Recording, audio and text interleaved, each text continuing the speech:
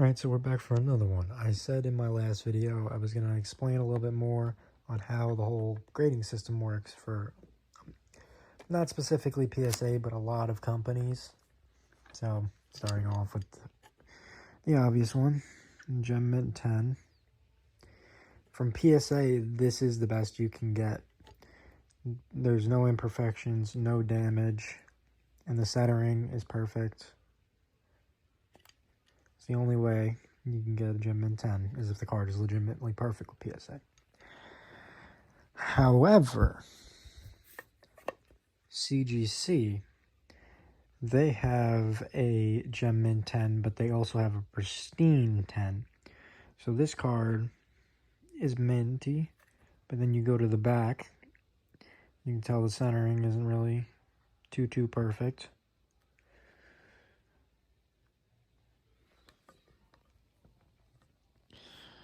Now over to the 9s. When you have a PSA 9, the card is mint, the card's in good shape, there's nothing wrong with the card. However, this centering is off, whether it be, well, it most likely is the front centering or the back centering. You can tell the back centering is a little bit off on this, but the front centering is also a little bit off on this. It is very bottom heavy. You can see that big chunk of yellow on the bottom.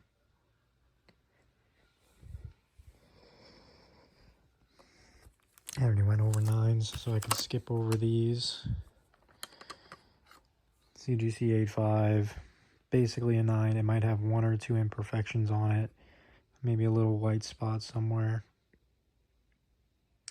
Oh, yep, on the corner down there you can see. A little white dot.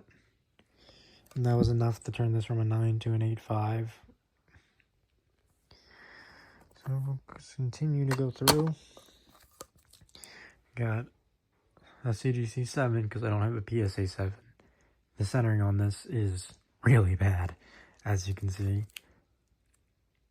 And centering is really bad on the back too. There might be a few little white nicks or spots that I can't really see on this, or maybe some scratches or dents. Let's see, and then 7.5, same thing. Maybe some scratches on the hollow. 5. Now, actually, you know what? I'm going to skip the 5. I'm going to come back to that. Because over here, I have a 6.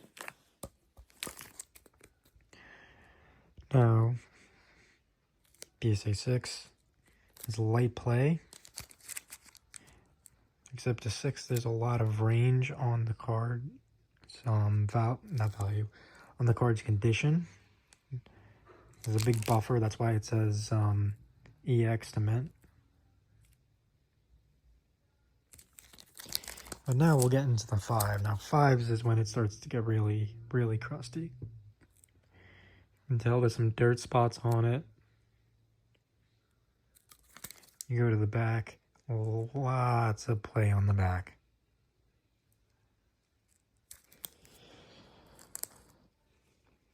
So hopefully I helped explain the whole grading process. Any questions, I can do an updated video. Just drop them in the comments and I'll do my best to answer them. Oh, one last thing. CGC. They have a thing called subgrading. This actually makes the slab worth more, but if it was a regular label,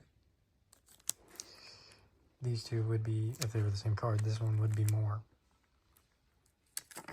And that's it. I feel like I explained this pretty well. And I hope you guys enjoyed. See you next time.